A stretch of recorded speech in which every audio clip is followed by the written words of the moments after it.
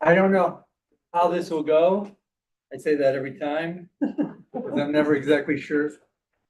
Is there a kettle drum upstairs or something? The rain and the AKC. Yeah. I This is remember. about the sky windows right there. There is a. The skylight is over. Okay, the person who put this material together, we're not going to look at all the material that he put together, but some of it is Micha Goodman. I would encourage you to listen to him for yourself. He's kind of ubiquitous out there. He's an Israeli public intellectual who speaks English in a perfect American accent. And so people often think he's American. And he will disabuse you of that very quickly. He's talking because, as he likes to point out, he's actually thinking in Hebrew and speaking American English. All you need to do. No, but all of us do this. I think in English and speak something like Hebrew. The really what it is it's English with Hebrew words, but you understand what I mean. It's because his mother is American. Not only was his mother American, she was not born Jewish. She chose to become Jewish. He became Jewish. Oh, I'm down to the end. Can somebody give Shelley one? There must be a couple extra. Okay. It's really interesting as a result of that, which means, I don't remember where his mother is from, but it was something like Tennessee or something like that. And so it means that he has distant but non-Jewish family, which makes him sort of an interesting kind of Orthodox teacher, Orthodox intellectual, who speaks English with an American accent very, very fluently, and has American family, some of whom are not even Jewish. So he's a rare kind of guy. Was he born in the US? No, he's fully, completely Israeli. His mother made Aliyah when she married his father, and he grew up in Israel. He's completely Israeli. I've been going to his lectures since 2008, when he was pretty young. Like after the lecture, he would walk up to some of us and say, "How did I do?" Kind of thing. Now he has written several important books that are intellectual but written for the public. He does not work in academia. He likes to think of himself, these are his words, as a street fighter, meaning he's out there, he wants to put ideas out there and have everybody think about them and not live in a kind of cloister.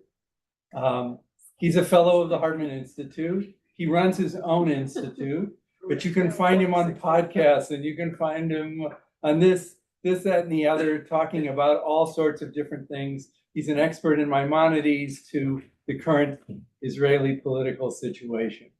Can you say his name again? Micha Goodman. Micha in English is Micah, but he would probably not know what you're talking about if you said Mike. His name is Micha Goodman. Goodman is pretty easy to remember, right?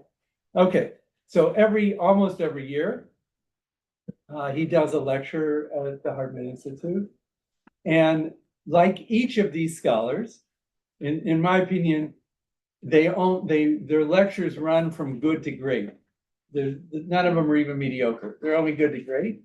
But who's doing that evaluation will depend on who you're inclined towards. I think I've told you this before. So our close friend Larry Englander, who is very much into Jewish mysticism, he loves the person who always does mystical texts.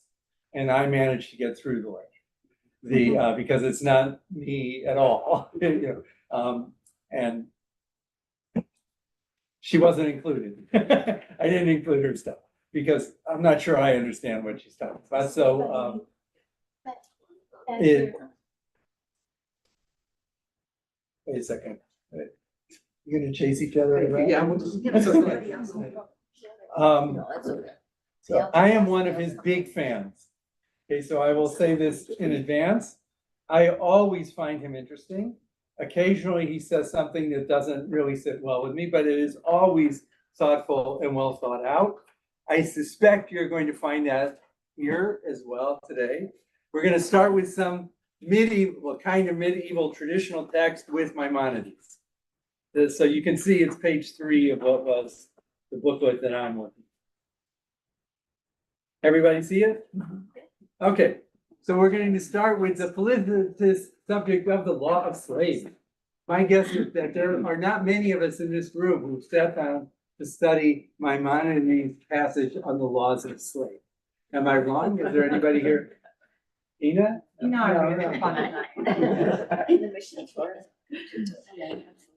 Okay, but then remember, the method that we use here is there is an official topic that we look at in a given passage, but often it's what's underneath the topic that really matters. Okay? All right, so let's look at this. Now, this is based on biblical material that Maimonides is synthesizing what the rabbinic tradition on Jewish law has said up to his time.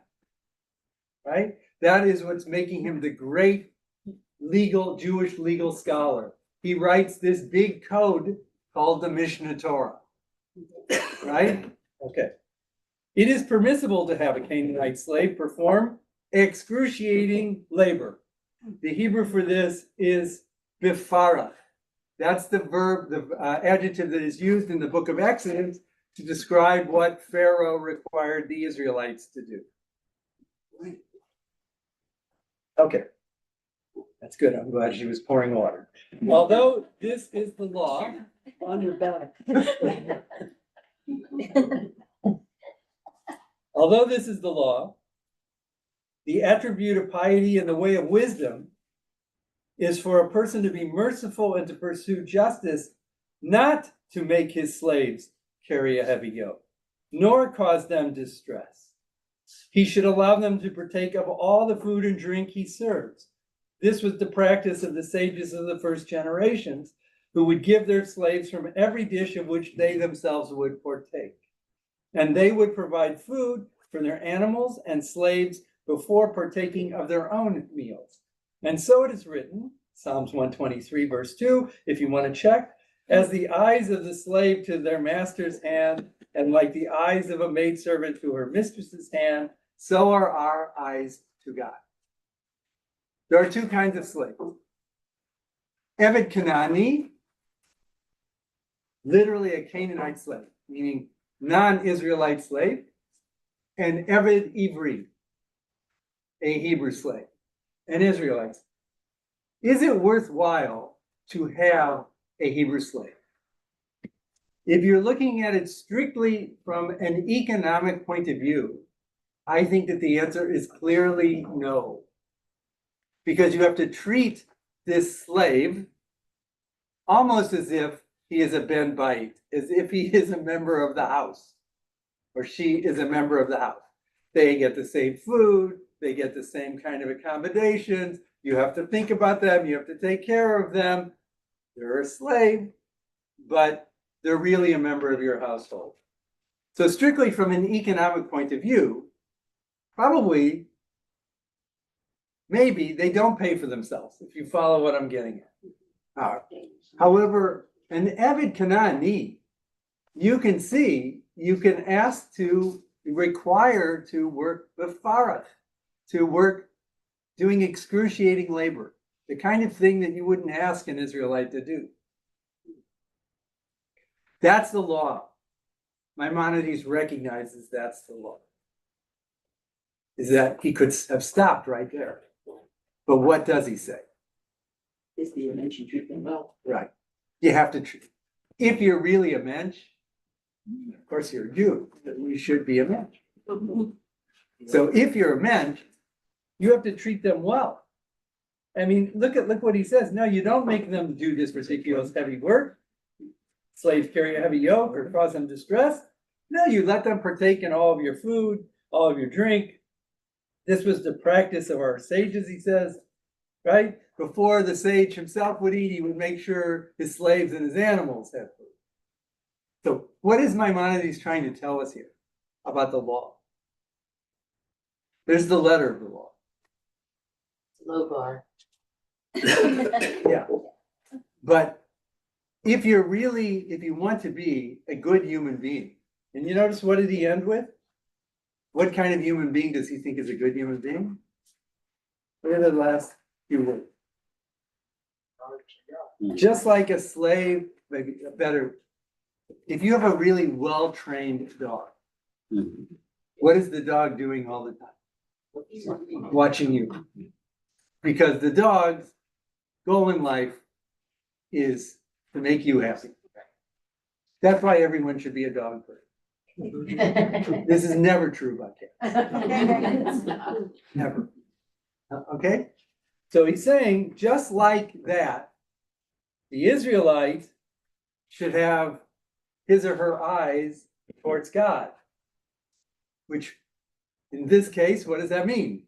It means treating people well, even if they're an Eved Kanaani. Okay, is that's really what Maimonides is getting at. He's not trying to teach you the law about Canaanite slaves. He's trying to teach you what you should do in spite of the law. Yeah. So what is the morality of, I mean, I know it's for of having slaves. Well, that was the point. So Okay. it's in the Torah, so it's not as if you can just say, no, you have to say, well, yeah, you could have a Canaanite slave, but this is the way you ought to behave, which is just this close to, well, we won't have any slaves, Okay. right? He's saying, don't treat him any differently than a Hebrew slave, right? Exactly. Really, and don't treat any slave any differently than anyone else Right. who you should treat well. Okay, so this is picking up, I know it was 2 weeks ago, but we were talking 2 weeks ago about going beyond the letter of something into what is more ethical. All right, so does everybody see that? Questions about that? We can go further with it. Similarly, if you look on page 4, similarly, we should not embarrass a slave by our deeds or with words, for the Torah prescribed that they perform service, not that they be humiliated. Nor should one shout or vent anger upon them extensively. Instead, one should speak to them gently and listen to their claims. This is explicitly stated with regard to the positive past of Job, for which he was praised. And then he gives you the Job verse.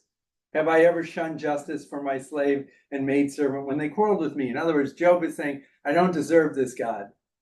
Look at the way I treat people. And he goes on from there. But I think you get the point, is that there is a norm which is the halacha, the Jewish law. But excellence is trying to imitate God and going beyond just the norm. That is, to use your phrase, a high bar here, right? If the halacha is a low bar, the minimum, we should never be satisfied with the minimum. Okay, just that's his background. Questions about that? Are we okay with all that? Now, I think that the reason some of you decided to brave the rain and come out today is because I told you what we're going to do next is what we were going to look at, and I think that people are interested in, which is, this is about the code of conduct of the IDF. So the IDF is in English, right? The Israel Defense Force, which is an exact translation of the Hebrew. In Hebrew, it is called Tzahal, which is Tzava Hagana L'Yisrael, which is the Army in Defense of Israel, the Israel Defense Force.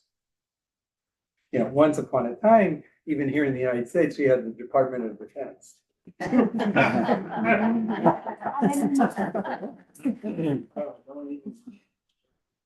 Right? But this is not just semantic, not to be overly political here, but I believe that there is a difference, which is why they're making a point of it, between thinking of yourself as a defense operation or thinking of yourself as a war operation. They're not just two words trying to get at the same thing. They really reflect an entirely different attitude.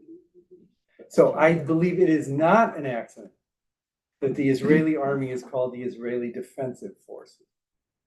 Now, this is from the very beginning. I'm going to belabor this. I'm warning you. What was it like in 1947, 1948? Now, I was born in 1950, so I can't claim to actually remember this, but there are probably a few people here who can. What was happening there when in the Independence Hall in Tel Aviv, which I understand has recently been redone, and so we need to go back and see it again. Did they build a ballroom? Hmm? Did they build a ballroom? No. Very good. Sure where there's a ballroom. Yeah, but when David Ben-Gurion declared the state, what was the atmosphere? What did they think was going to happen? Did they think everybody was just going to accept the fact that they had declared this state? Ben-Gurion knew instantly that they were going to be attacked from every side, which is why it took them so long to declare the state. It wasn't until May. And remember, when is the UN resolution? November. Kaftet b'November. There's a street in Jerusalem called Kaftet b'November, which is the 29th of November. That's the only reason I can remember it. I mean, it was not until May 14th that they actually declared the state. And that's because they sort of knew what was going to happen. How many people were in Israel in 1948? Well, 600,000. 600,000 Jews. 600,000 Jews. And the threat is they're going to be invaded from the east by Jordan and Iraq, and from the northeast from Syria, and from the southwest from Egypt. So, right, Lebanon. Yeah, what do they call the army? And if we aren't going to do this, but I would encourage you to take a look at the Declaration of Independence. What is in the Declaration of Independence, the Israeli Declaration of Independence? It's really worth looking at. There's a lot of biblical quotes in this and all sorts of other things, but it's all about this hope for a glorious future. You know, it's not a kind of fierce, militaristic kind of document. Pluralistic. It's going to be this they want to create this pluralistic society where everybody's going to live in peace, in the words of the prophet, as they know they're going to be attacked by, by everybody. So that was the ethos then. Okay. Now, eventually all these things get written down into something. Our document is called The Spirit of the Idea. You must have had to learn it, Sarah, right? When you were Just a few years ago. Yeah, but if I remember right, each soldier has to sign something that says that they know what's in it. But I can't swear to that. And you don't remember. Okay. So these are fundamental values, right? That the army is supposed to operate with. Now remember, we're talking about ethics, morality, military. Not things that easily lie down together. Okay. This outlines our values together with the practical rules derived from it constitutes our ethical code. Soldiers and commanders. Operational activities. In other words, this is the way we're going to behave. Defense of the state of Israel. 4 fundamental values. What's number 1? Defense. That should be obvious. Why else? Unless it's for offense, why else would you have an army? 2, patriotism and loyalty to the state, to Israel. Now think about this. What is patriotism? Patriotism and commitment and devotion to the state of Israel and its people are at the very core of the idea. So what is absolutely at the core of being an Israeli soldier is you have to have a commitment to doing what? To the country, not just to the defense of the country. You have to have a commitment to the country. This is sort of interesting to me in a way that it wasn't maybe even 2 weeks ago, but we're pretty confident that our oldest grandson is planning to join the IDF next. You could And ask so- him if he thinks it's over. What? You could ask him if he Yeah, understands. once he does it. Okay, look at the next one. right? So this is commitment to the country. Next, human dignity. The IDF and our soldiers are obligated to promote human dignity.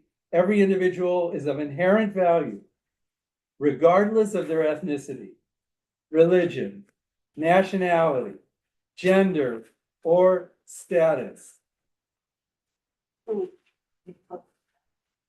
Really sounds like Reform Judaism, doesn't it?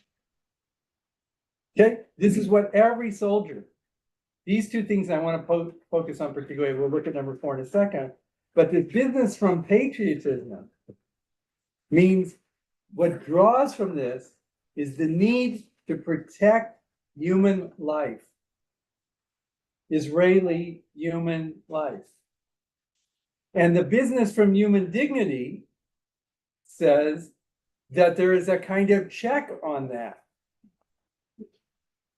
Right, we have to protect human life, Israeli human life, because of our patriotism, our commitment to the state, but we also have to protect all human life. All right, so if you're a soldier and you are protecting Israeli life, who is the human life that this refers to?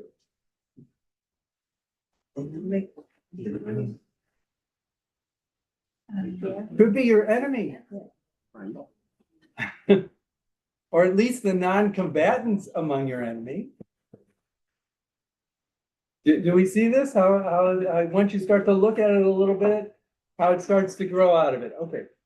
The fourth thing is the statehood. The IDF is the People's Army. It would be nice if the ultra-Orthodox understood this. The state of Israel's military, subject to the law and government of the state of Israel. IDF soldiers will operate with their mission, the IDF's values, and the security of Israel as their priority. They will operate with integrity, practicality, and presentability. Presentable. Really? That doesn't look like a real word. Presentably? Presentably? Is that a word? Okay. Okay. So I want you to see right from the beginning that this is what a soldier is supposed to have learned. Patriotism, defending your land, commitment to the state, but also an understanding of what the human family is and that we have an obligation to humanity. Together so far? This is the current. Yeah. Okay, you can read this. I want you to look now a little further down. I have a question. Yes. Comment. It doesn't seem like the human dignity one goes along with everything else. How so? It says regardless of their ethnicity, religion, nationality, gender, or status, every individual of inherent value. Right, which is, how would we put this? They just didn't quote the Bible, but we all know what the quote is. It's Selam Elohim, Genesis chapter 1, right? That every human is created in the image of God. Doesn't say, last night we were watching the most recent thing on PBS about the Revolutionary War, right? Did you look at that business of what the Declaration of Independence says? It says all men are created equal, and that's exactly what it meant. It's only certain. And but in particular, men that own property, real property, land, And we're white. and we're white, White rich men, right? kind of like now. But that's not what this says. That's my point. There is awareness that there's all kinds of human beings. But they're a human being. So even in defense of the country, the preservation of Israeli life, you have to be aware of human life in general. I just wanted you to see that because now it gets a little bit more complicated. Look further down on page 5.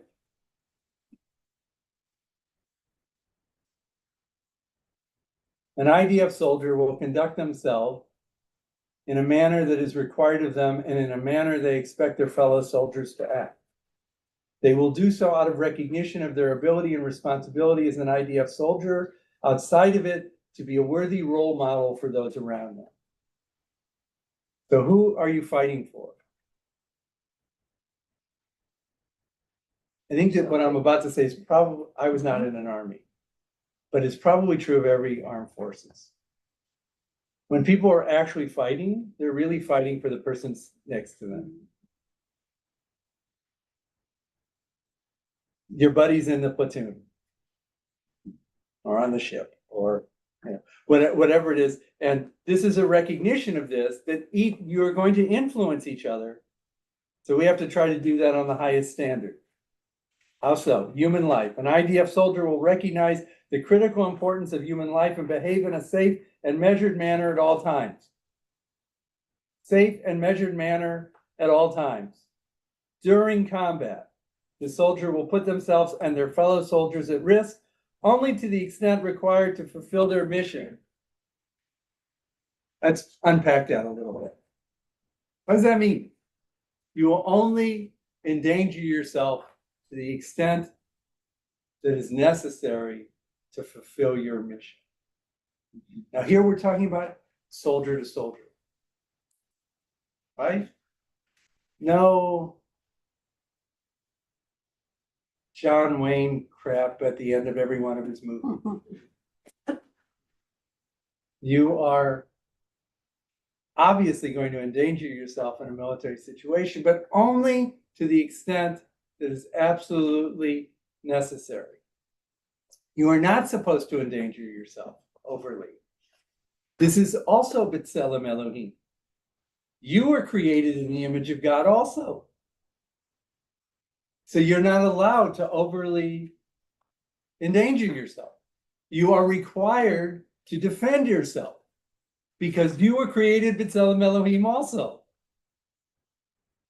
Does that make sense? Okay, so you have to be aware of that on one hand, and on the other hand, an IDF soldier will only exercise their power or use their power in order to fulfill their mission, and only when necessary. They will maintain their humanity,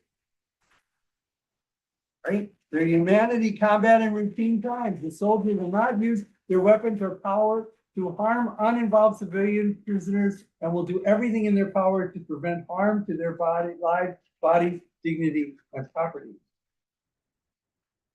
I would suggest those two were in conflict. You are not allowed to endanger yourself. On the other hand, you are also not supposed to unnecessarily endanger the other side, particularly non-combatants. Well, if only we fought wars the way the British did in the Revolutionary War. If everybody who's going to fight wore a nice bright red coat and stood in a formation, yes, it would be pretty easy to do both. But today's wars, the term that is used, are asymmetrical wars. Which means what? What's an asymmetrical war? An asymmetrical war, in the old days, it used to be called a guerrilla war, or hit and run kind of war, or you don't have one army here and the other army here and they clash. You don't know who the enemy is. This is what, the way I know this is from my youth, is this was the whole issue in Vietnam. Is you never really knew who the enemy was. They all look the same, the Viet Cong and the South Vietnamese. Absolutely. They had trouble because Absolutely. of that. And there were no battle lines. Well, and so let's put that now on steroids, particularly in terms of this most recent war. There was no way to know that Hamas was not wearing uniforms.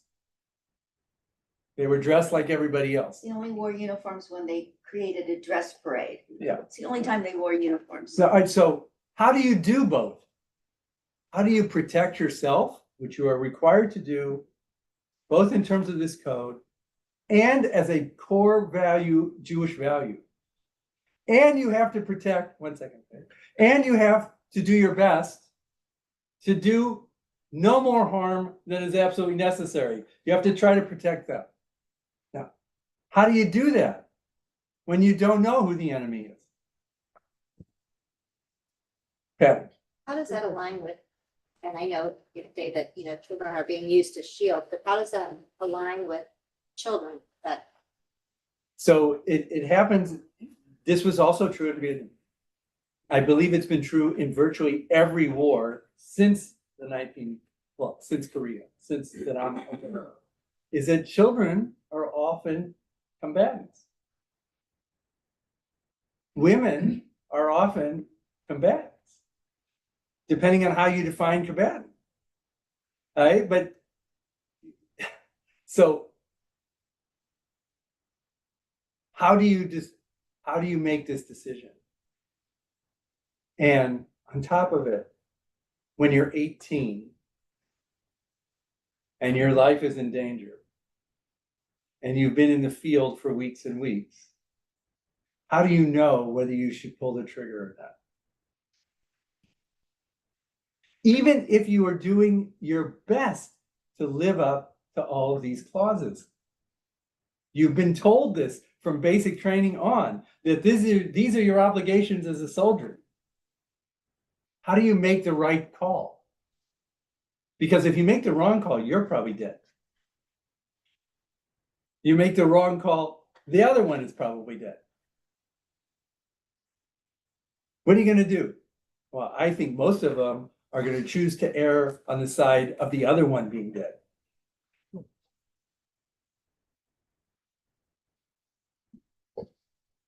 I'm not excusing it. I'm just saying it's pretty easy to see. What would you tell your kid?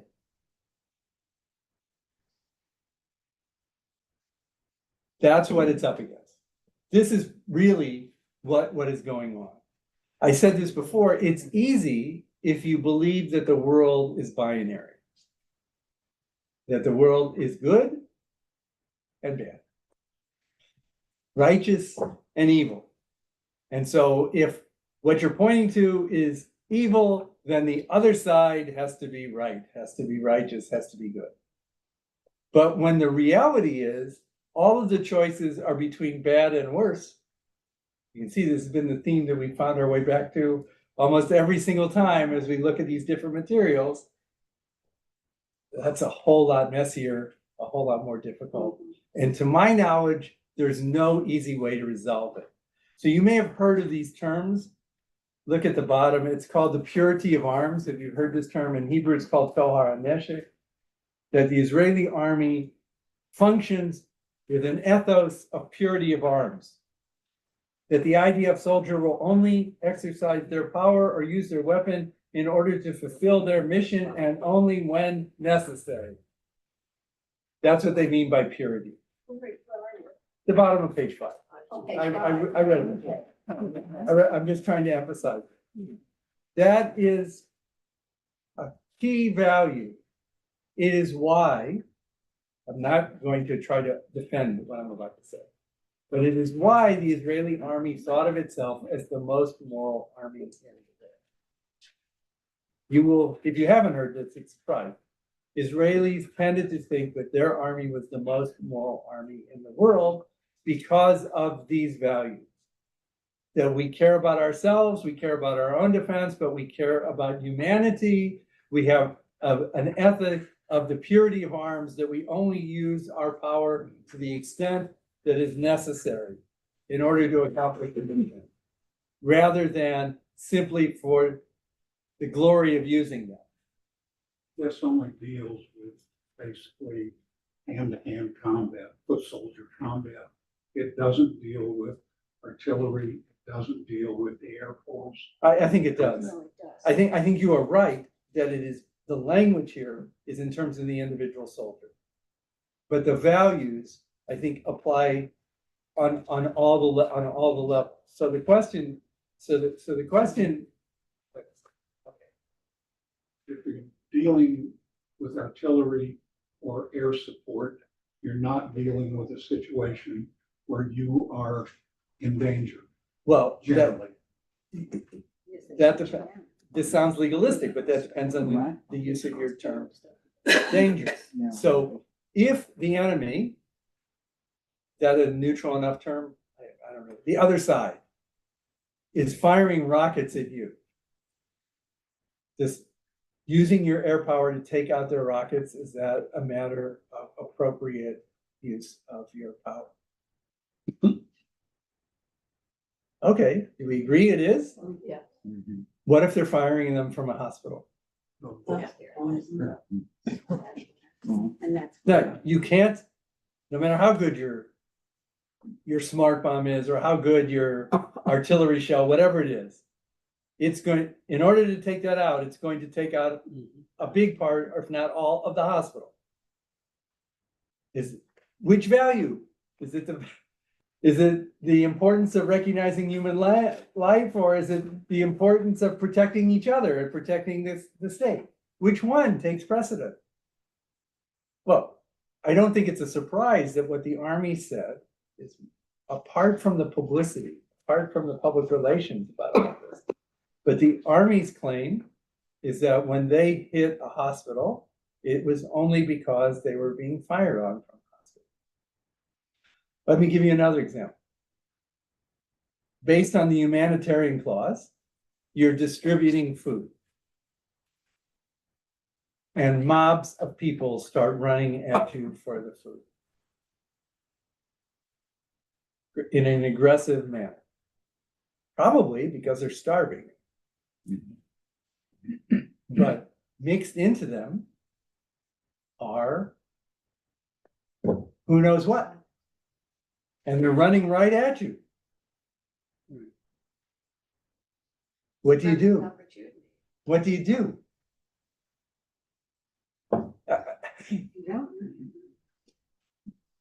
I wish I had answers to this. I really don't have answers.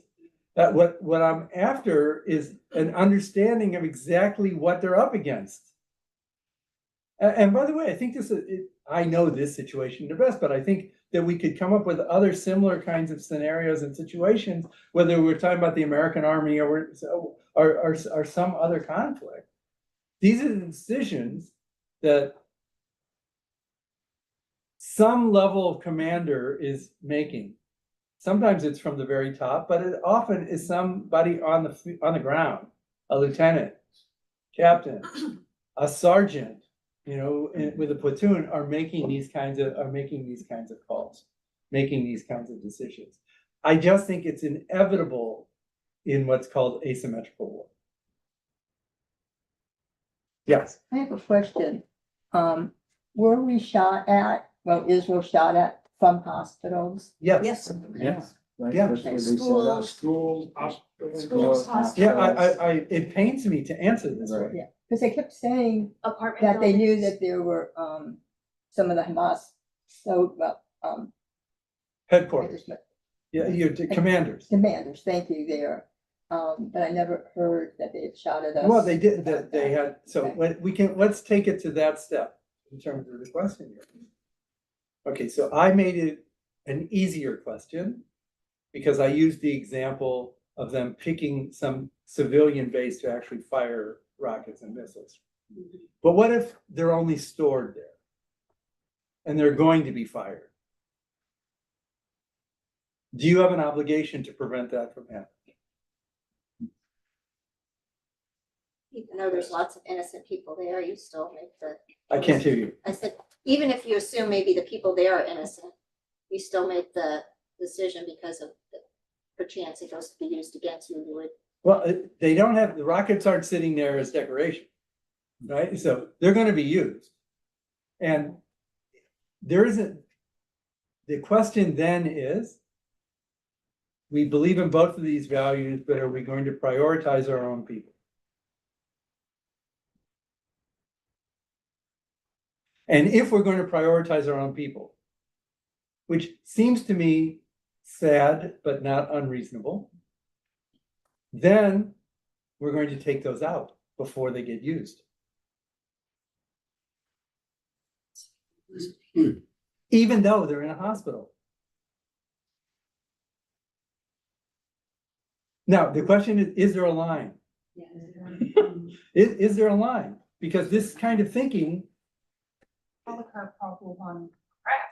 yeah, I mean, there has to be a line someplace. I was going to say, just to me, it sounds like the whole thinking of the Lusitania, where the Germans warned the ship line that they knew that there was, that there were arms, that there was ammunition and bombs and everything stored in the Lusitania, and they were trying to warn, they were literally warning people not to take this ship because they were gonna have to bomb it.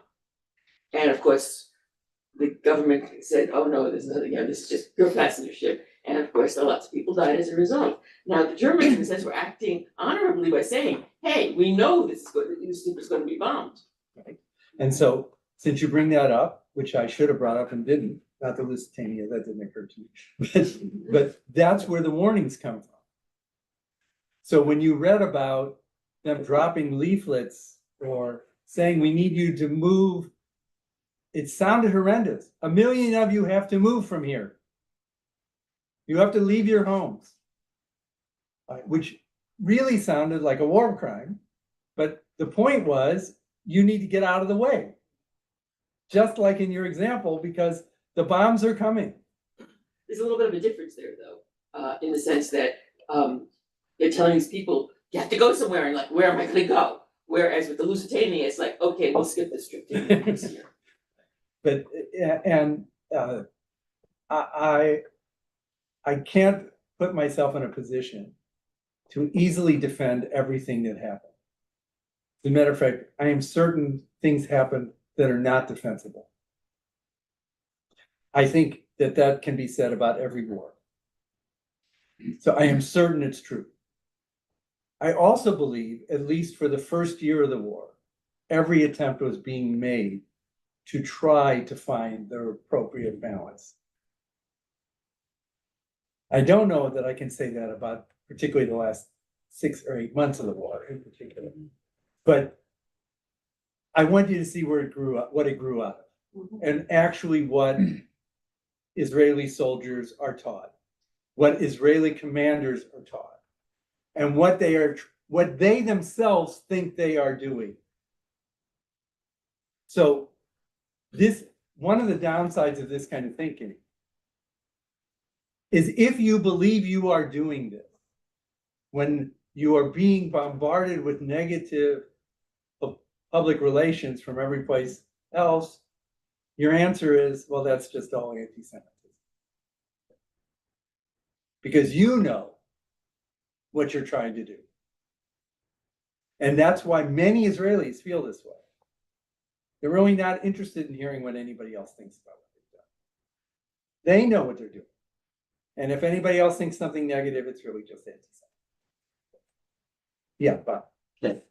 So how is it possible to stick with these values that we're talking about when the other side, this case Hamas, they are purposefully using hospitals and children as their shield?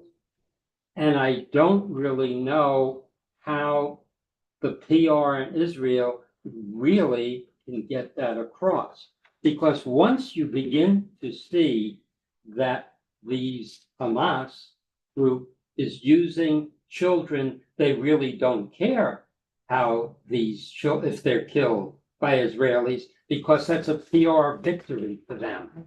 So this is the one thing that Israel must face. And the question is, everything you're bringing up is from the Israeli side and the value system. But on the other hand, it is the responsibility of the IDF and the PR that they must conduct. And every now and then I hear that term that Hamas uses children as shields to protect themselves, knowing that eventually, it's even more than eventually, it's like tomorrow, they're going to win the battle, the PR battle. They know they're going to win that PR battle, and that is what has been happening after October 7th, when Israel went to defend itself. And that's where Israel has not done. I don't know how they can, because someone would look at all these values that you're talking about And they would come back and say, but the IDF, they've been taught all these values and this is, but wait a minute. IDF has to then say, but what about Hamas? Their non-values, they don't care. They're using Palestinian children and hospitals as their shield. Okay, so let's look at this. First of all, my own opinion is, this is more about the government than the IDF. I don't know that the IDF is in the business of defending what it's doing. Its government should be. But it's clear to me that Hamas won the public relations war. It's not is winning or might win. It won. Exactly. It won. But also I think, and I think you were moving in this direction, Bob, correct me if I'm wrong, is that was inevitable. And this is really sad to say and hard to say. But what we've been doing now for 45 minutes, you can't do in a 14-second news clip. You can make the statement that you just made, but that pales to seeing a kid shot on the TV screen. It just, and so this is the thing about asymmetrical war. And Micha, I listened to a podcast from him on like October 10th. It was like two or three days later. And on the podcast, we all knew he was right, said, the world is with us right now. And he was calling on the Jewish community, I did the same, to be ready, to stand firm, to be willing to try to take up Israel's cause, because he said in 2 or 3 weeks, everything's going to change. Rabbi, you were mentioning that just seeing a child, of course, doesn't compare with justification. But if we say nothing, people would assume that we have proved. So you're absolutely correct. You're 100%. It's like turning the knob up to 11. You're 110% correct, which is that if you ask me, the Israeli public relations machine has just failed on its own, even though it was not going to win this. But it comes back to what I was saying a moment ago. If your supposition is, you're doing your best to be moral, and the world has it in for you, what's the point? It's just anti-Semitism. And sadly, that attitude sort of is percolating underneath all of the time. It's wrong. I'm not saying I agree with that at all. I agree with what your point was, but you see this over and over again when it comes to Israeli stuff. Okay, are we ready to move on to a little more? Okay. So let's look at a few prophets, and then we'll finish, assuming everybody has the Sitzfleisch, we'll finish with David and Zalman. Okay, so we looked at this Isaiah 2 before. I'm on page 14. It says 14 at the bottom.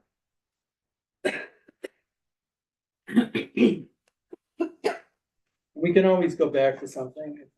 Fine, I have too many pieces of paper here from 4 weeks. Okay, so let's go to 14.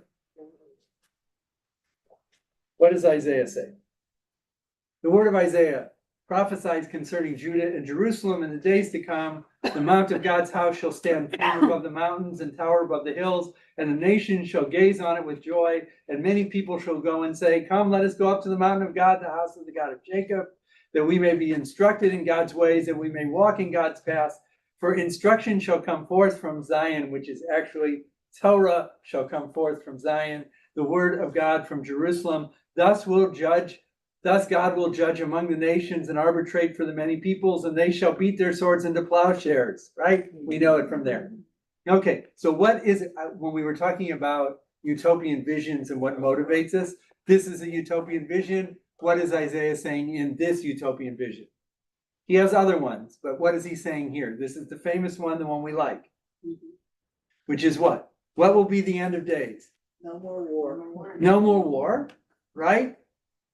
And this is the opposite of the Tower of Babel.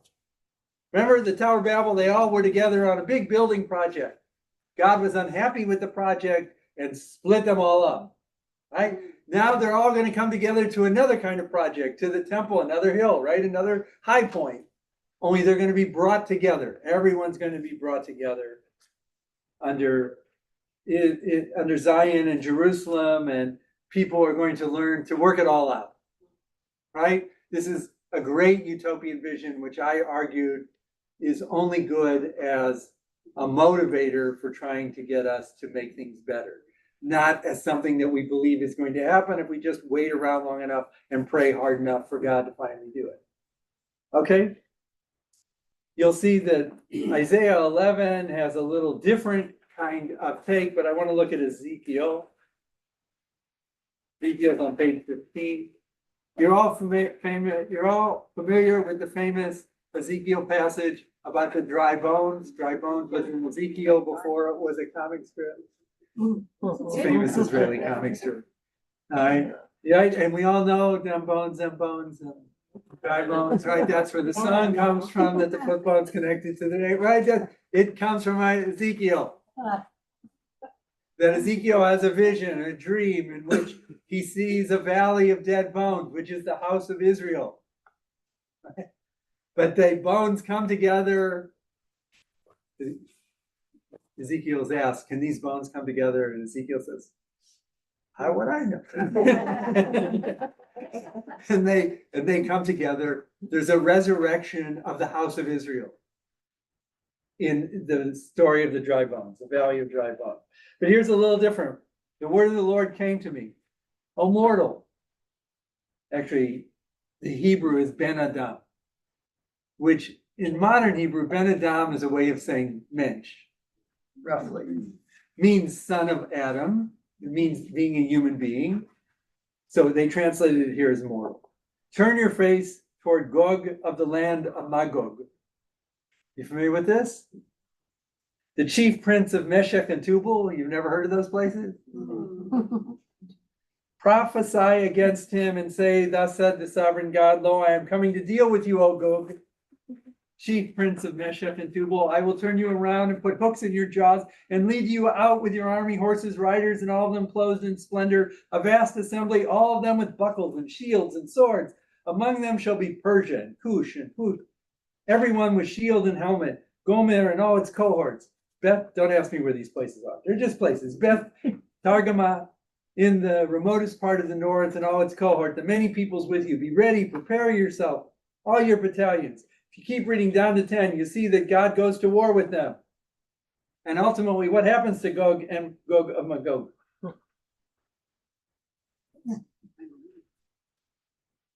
Turn to page 17. Thus said the sovereign God, why you are the one I spoke of in ancient days through my servant. On that day when Gog sets foot on the soil of Israel, my raging anger shall flare up, for I have decreed in my indignation and my blazing wrath. On that day, a terrible earthquake shall befall the land of Israel. The fish of the sea, the birds of the sky, blah, blah, blah, blah, blah. The mountains will topple. I will summon the sword against him, declares the sovereign God. I will punish him with pestilence, with bloodshed.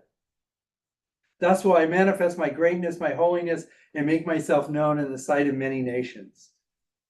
What is this utopian vision? What happens at the end of time? Destruction. Well, it's not just destruction. All their enemies. Yeah, it's all of Israel's enemies are destroyed. Magog thinks he's so powerful he stands up against God. And God wipes them all out. All of these people, they're all wiped out. And so this is like Pax Romana, right? How do you get peace?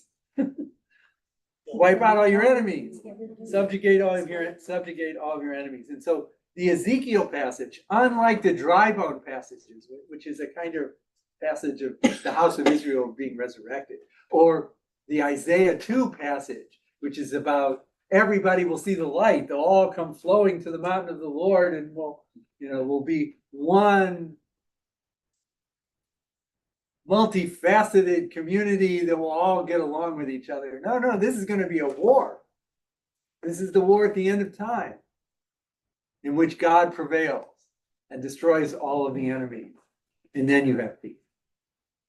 Okay. So you see, these are two different visions of what do you do with power. Just like I think that's what the army is trying to figure out. What's the appropriate use of power? How much power can I use before it's too much? When have I not used enough power so that therefore I've endangered myself? Those are the eternal questions. And you see it even in the prophets. Reformed Jews love to say that we believe in the prophets, that we're about prophetic Judaism, except we highly curate which passages of the prophets we like to teach. How many of you were familiar with this passage from Gog Magog? Pretty much everybody knows the dry bones passage. Pretty much everybody knows the Isaiah passage of Lo Yisagoy El Goy Cherev, and you find that repeated. It's in Micah, I think, also. Pretty sure, but you get my point here about what is happening in terms of the prophets. This conflict of values existed even for them. And if we want to do a very careful study, we're all familiar with the passage about nations shall not lift up sword against nation. They'll beat their swords into plowshares, right? Except Joel, the prophet Joel. It's too bad Joel's not here for this, but he knows this because I've quoted this to him before. The prophet Joel says the opposite. No, what you're going to need to do at the end of time is to take your plowshares and beat them back into spears and your pruning hooks back into swords, because you're going to need them for this big thing at the end. So the IDF is defending all Israelis, not just Jewish Israelis, but they're in defense of Yes, all. absolutely. Does Yes. that often get So lost? if you look at this, all right, so look, Israeli society is very complicated. And you've heard me say, what I've been trying to do is not just give you the stock answer of whenever somebody asks a difficult question, that the stock simple answer is, it's complicated. As if, but to demonstrate what the complications are, so you can see them. That's true for Israeli society also. So you're familiar with the Druze? They were big time in the news when Syria fell, when there was a Druze city that was attacked. Okay, there are Druze in Israel. It's in the nature of Druze philosophy, of their religious thinking, that they are loyal to whatever country they live in. So the Druze in Israel, they mostly live in the Carmel, around just outside of Haifa, they are complete loyal citizens to the state of Israel. They serve in the IDF. They are officers, even generals in the IDF. They take a huge amount of casualties. They have the highest They may have, percentage. of any subgroup in Israel, they may have the highest amount of casualties. And so they objected vociferously and correctly to the national law a few years ago that tried to emphasize the Jewishness of the state. And they said, what about us? Okay, there are Bedouin who serve in the IDF. On October 7th, there were Bedouin and Arabs who were killed by Hamas because they were working on these kibbutzim. And they were captured. A couple of them, they were redeemed as part of the whole hostages thing. On the other hand, there is a minority of Arabs in the country that aren't quite sure what to do. I put this I'm oversimplifying. They don't identify to the Jewish state of Israel, per se, but they also aren't anxious to go live in any other Arab country. They are clearly second-class citizens in Israel. Pains me to say that. But they are clearly second-class citizens. But they aren't leaving. There's all these other minority groups too. There are of this, that, and the small groups and the like. There's a big minority Jewish group that, in my view, are an abomination in terms of these issues of the army. They're called the Haredim. So, yes, the IDF is defending its citizens. Now, you can't entirely divorce that from it being a Jewish state and Jewish citizens.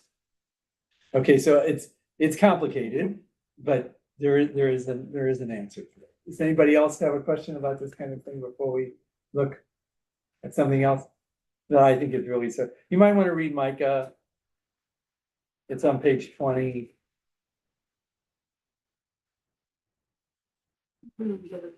I didn't give you 20? Okay. Okay, it's not important. It's just a reiteration of what we were already talking about. It's just, we always quote one passage from Micah. But there's another side to Micah also. Yeah.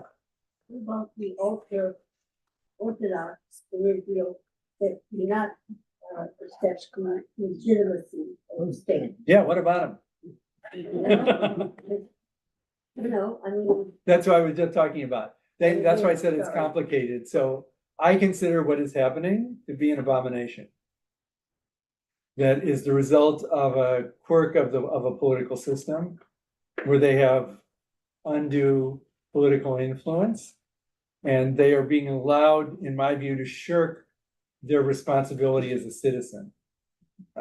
I am not of the radical nature that says all of them have to go into the army, although some of them would.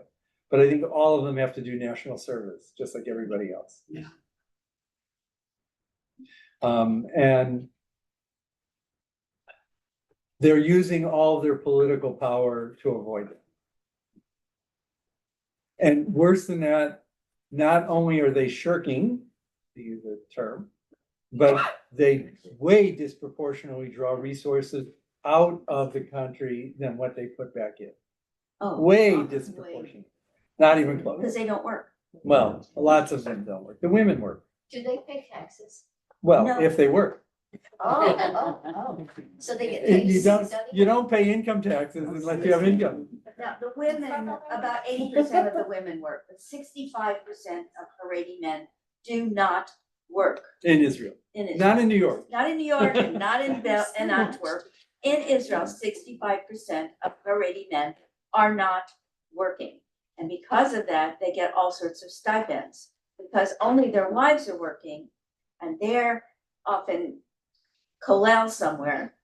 They get major stipends for all their children to go to daycare and to school. You even get paid just to have children. In Israel, if you're Yeah. having children, you get paid. Yeah, there are stipends, monthly stipends for each child. Throwbacks to socialists. I don't want to keep asking because I feel like, but does this tie in anything to what's happening with the settlers? Any of this issues? Of course it does. That's a further complication. So the settlers, who are my favorite people. You see, now that could go viral. Somebody could say.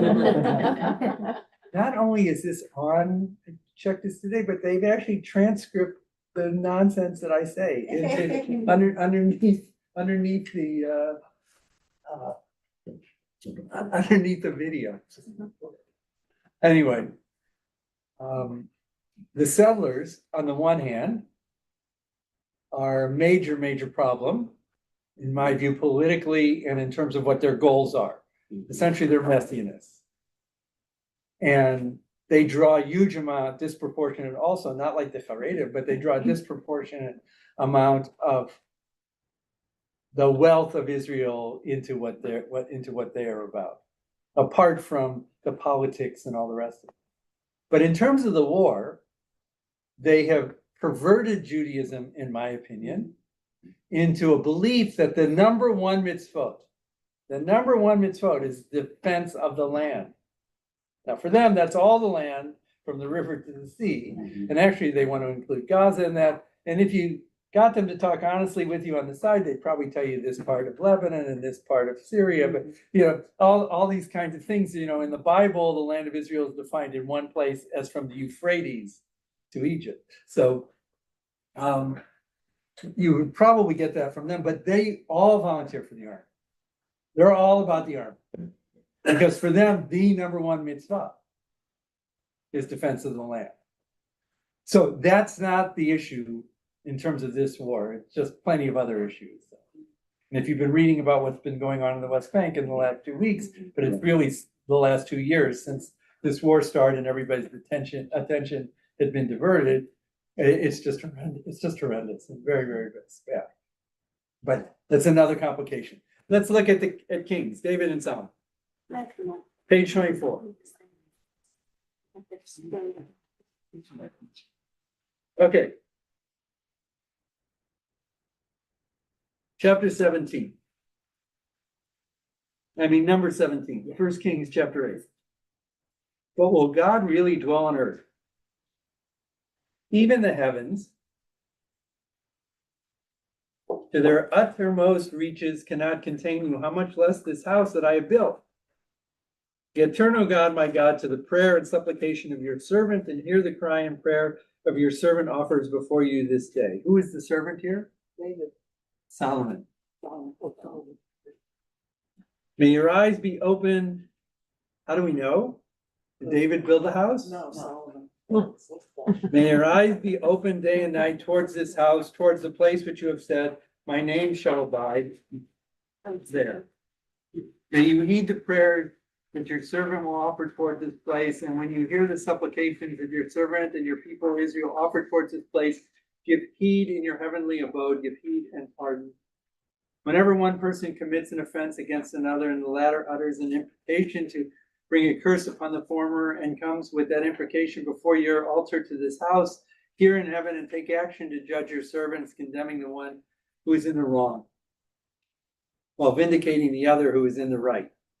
Should your people Israel be routed by an enemy, shall we have sinned before you, then turn back to you and acknowledge your name, and they offer prayer and supplication to you in this house, hear in heaven and pardon the sin of this people Israel. What is he saying? What is he saying here? Look at the bottom, verse 40.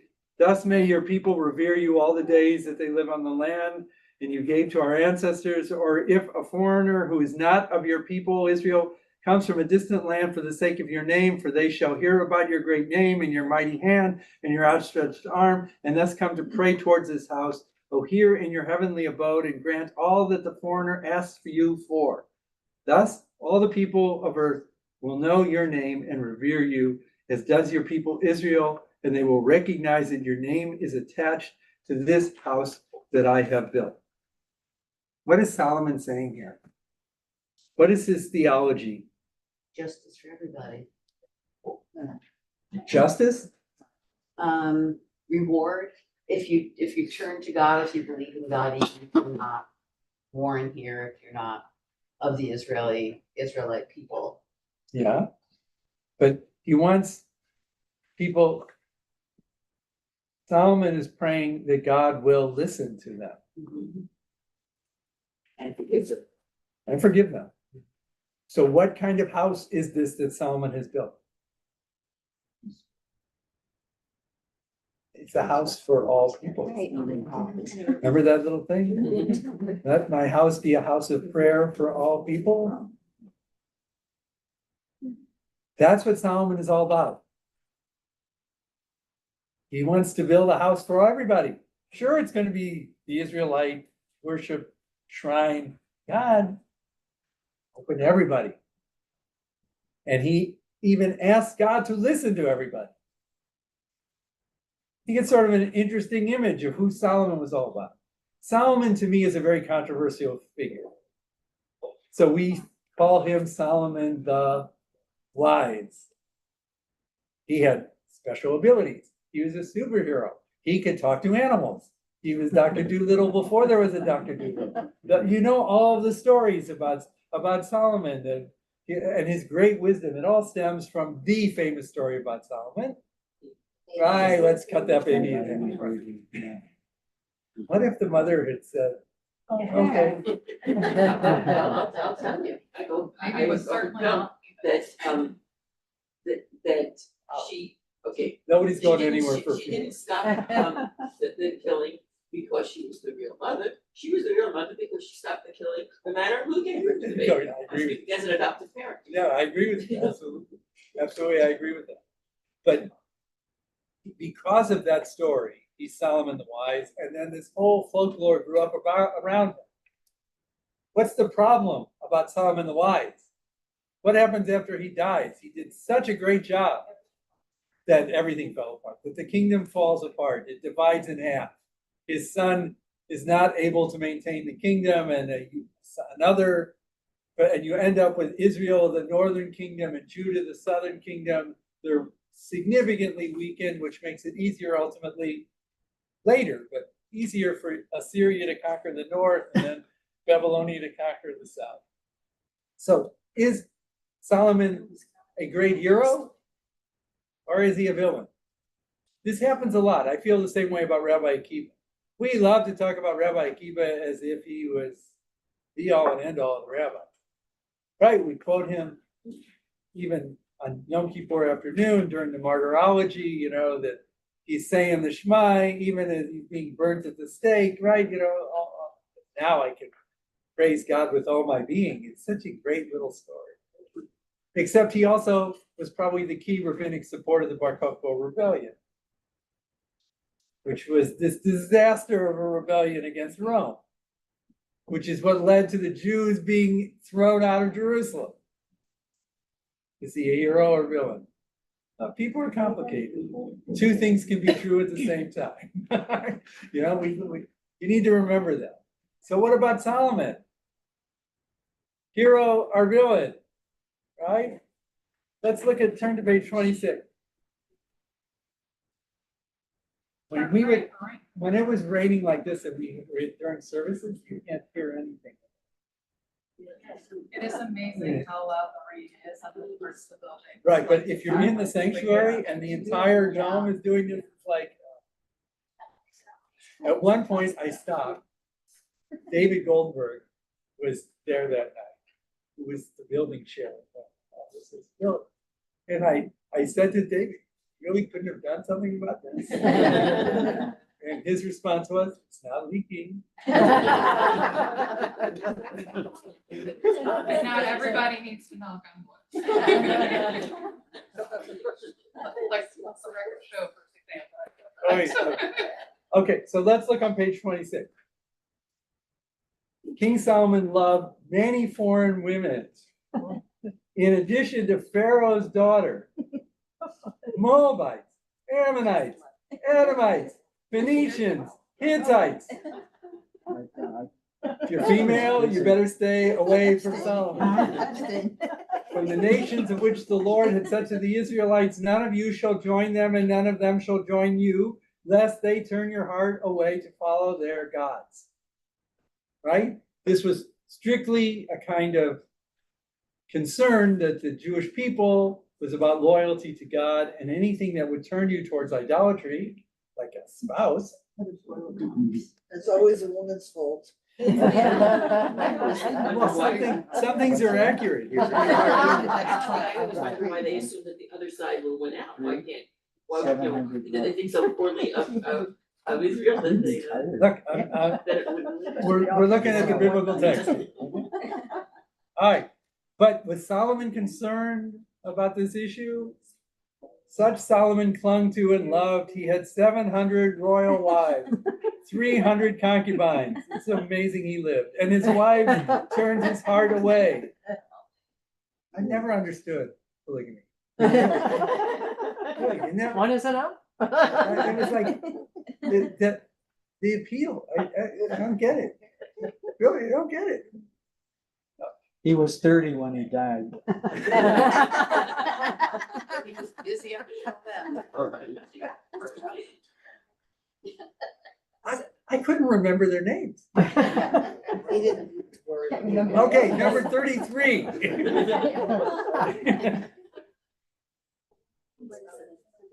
In his old age, see, you were wrong. In his old Those age, years, that was all. maybe he just looked old. In his old age, his wives turned away Solomon's heart after other gods, and he was not as wholeheartedly devoted to the Lord his God as his father David had been. Solomon followed Ashtaroth, the goddess of the Phoenicians, and Milcom, the abomination of the Ammonites. Solomon did what was displeasing to the Lord and did not remain loyal to the Lord like his father David.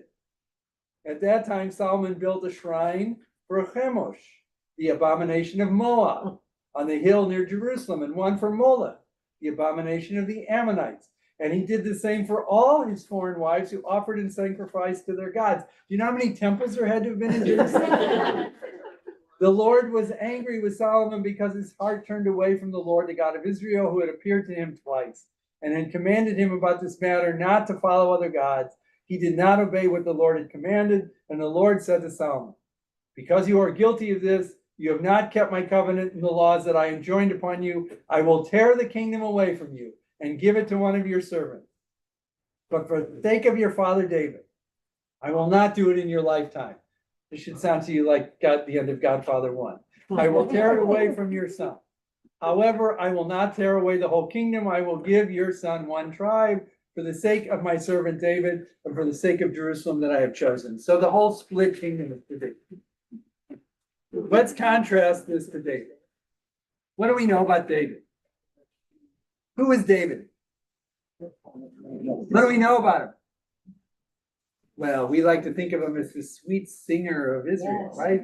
Him with his lute or his harp, and he's soothing the savage breast, and all that stuff. He was a good general. Well, actually, what he was a crook. He was an outlaw. What he was he was a leader of 400, some say 600 outlaws. Oh, yeah, you said outlaws? Outlaws, yeah, outlaws. Starts out of the protection racket. I'm sorry? He starts out of the protection racket. Yeah, something like that. Protection racket, that's right. But what we have here is King David. What makes him great, as far as the Bible is concerned, is he's loyal to God. He screws up plenty. He screws up big time, but he never separates himself from God. But he's a military guy.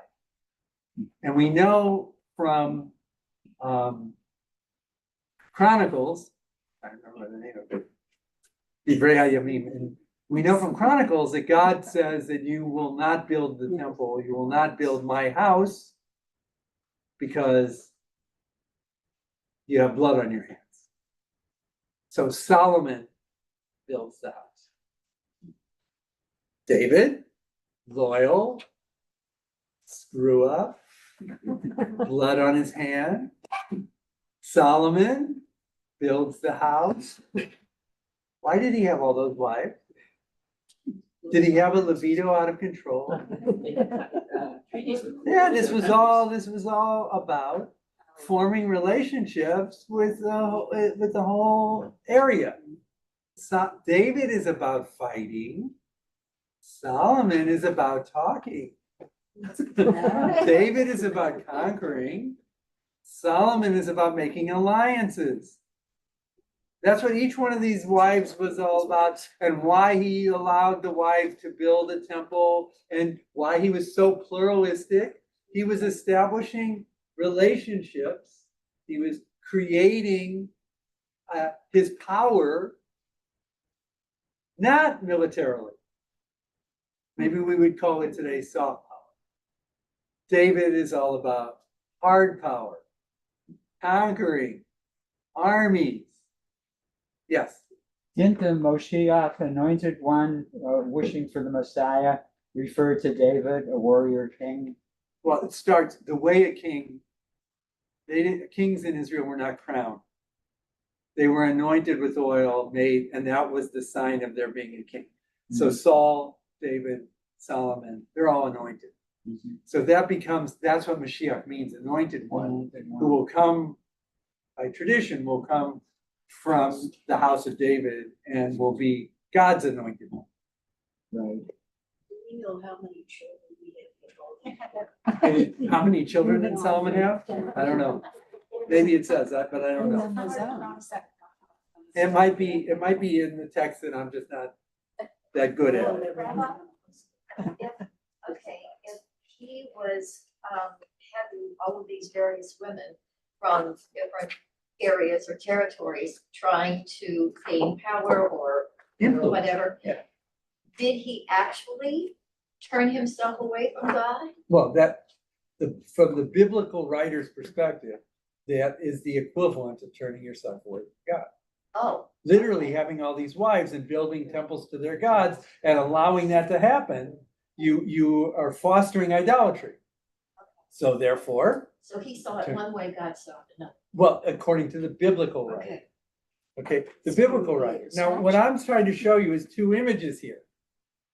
The image of conquering, right? The image of conquering, and this image of creating relationships. I sort of lean towards Solomon in terms of this. So, to wrap some of these things. Rob Google AI says he had one son and two daughters. Who said this? Rob Google AI Oh, okay. Well, for sure, that's says correct. he has. Because AI never makes anything up. What does it say? 700 wives, 300 concubines, and only 3 offspring are specifically named. It's because he was, Yeah. that was because he was pooped out. No, they're the ones that are end up in the Chronicles. They're in Chronicles. But who knows about the rest? You know, the biblical writer wouldn't have considered it important enough to write. If he was trying to build relationships, I mean, I don't want to be flippant about it, but having children would have built the relationship. Of course. With the But- land. I don't know how big his timeline was, his picture was, but what mattered is that, you know, do we want to fight with Sheba or do I want to marry the queen of Sheba and form over? Do I want to fight with Ammon or do I, you know, that kind of thing. David's answer would have been, kill them all, right? Go get them. All right, so I'm going to try to bring this all the way around. We'll see now whether we succeed or not in this, okay? For the last couple minutes. I mentioned this before. The famous pamphlet, little bitty book that Theodor Herzl wrote is what? Judenstaat, right? The Jewish state or the state of Jews. It can be translated different ways. And there's a big difference between a Jewish state and a state populated by Jews. But, okay, what is he trying to get at in that book? This is something that should be, I hope, basic Jewish education. We should, because of the importance of it, we should all know that in Judenstaat, Herzl thought he was solving a problem. And what was the problem? He thought he was solving the problem of anti-Semitism. He thought he was solving our problem by looking to a solution from the world. In the 19th century, how did peoples solve their problem?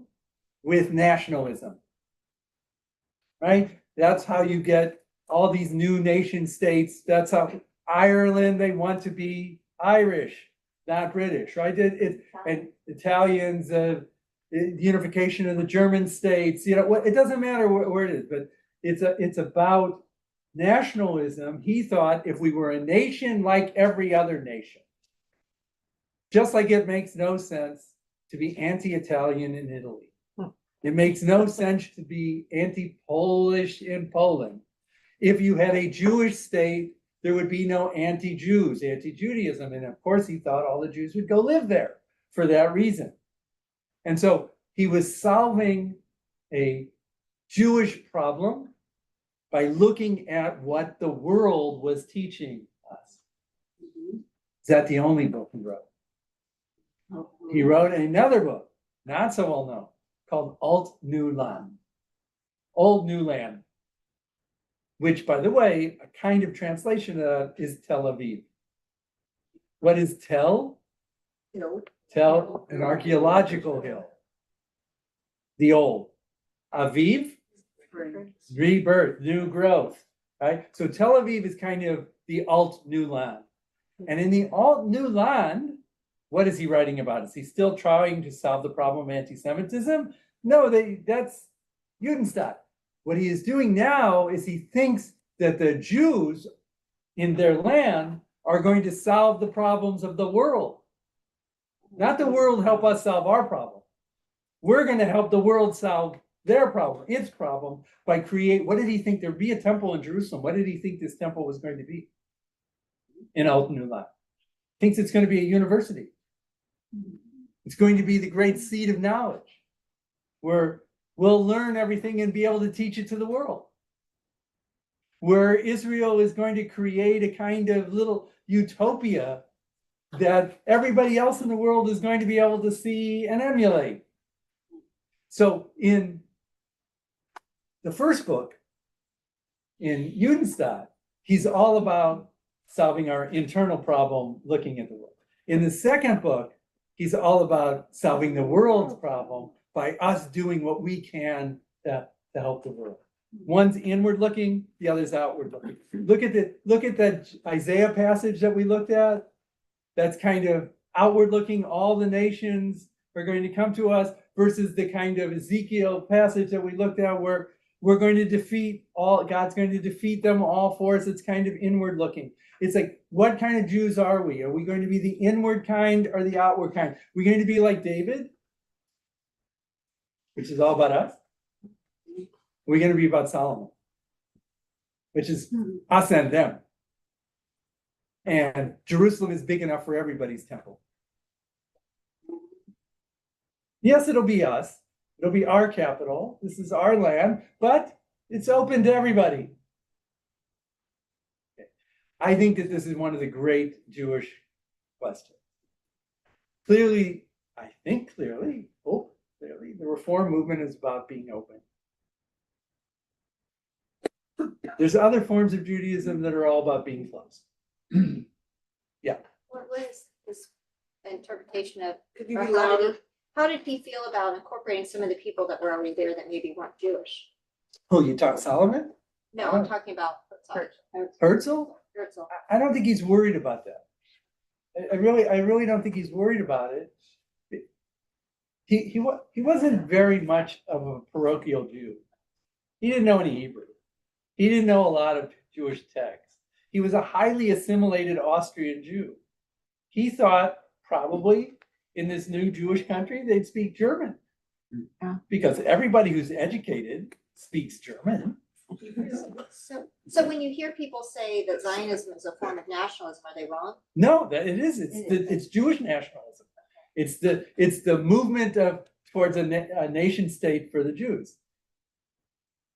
But you can either think of that in a narrow, turned in way, and sometimes that takes religious form, sometimes it takes secular form, or you can think of it as, yes, this is about us, but we're about projecting out into the world. And so even though we've been really talking about morality, you see I see it as same question. Yeah, we have to defend ourselves. We also have to care about everybody else. And we have to do our best to balance it. So for me, what's moral is not whether we actually succeed in finding the right balance. I don't know we can do that. I think what's moral is dedicating ourselves to trying to find the right balance. Question over here. I'm sorry? Yes. I'm sorry, I didn't see your hand. Speaking of Weizmann, Herzl or Weizmann? yes. It's a known fact that at the conclusion of World War I, he met with Faisal, who was the leader of Iraq, and both of them agreed that it would be okay to establish a Jewish homeland in Israel, in Palestine at that time. So knowing that, since Faisal gave the green light for settlement, doesn't that kind of establish a legitimacy? Okay, so now we're off a little bit from what I was talking about. To me, I think that The Irish don't have to offer legitimacy for why they wanted Ireland. I don't care who you name, you pick the country. The country exists and we don't have to legitimize it. That's how I feel about the state of Israel.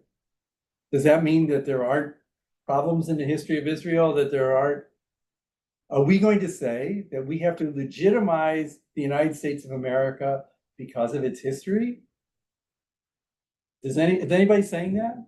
That because of the way we treated Native Americans, because of slavery, because of the lack of equality, because of this, that, or the other, therefore today we are under obligation to justify our existence as the United States of America?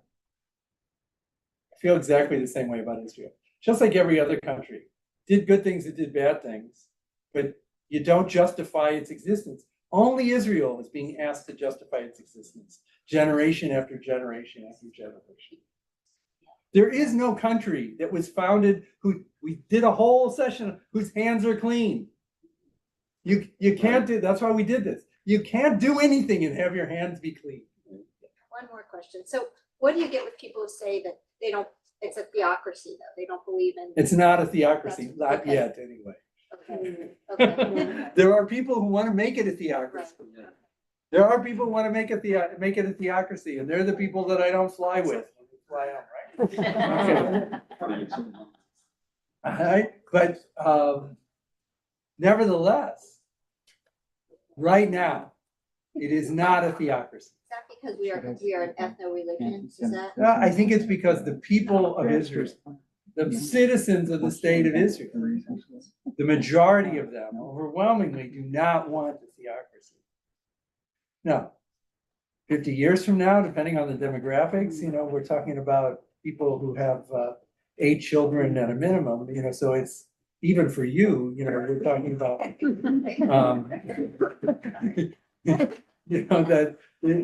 so I don't know what I don't have a crystal ball. I can't tell you the demographics and how that's all going to play out. But Israel is still, even though it's under threat, significant threat, is a thriving democracy. But, what are you saying about the United States? Is the United States an autocracy? Some of us are worried about it, but I don't think any of us would say that we, at this moment, are an autocracy. Right? It's the same kind. Same kind. So hopefully you thought that these sessions would stimulate a little bit of thinking, and if they stimulated some thinking.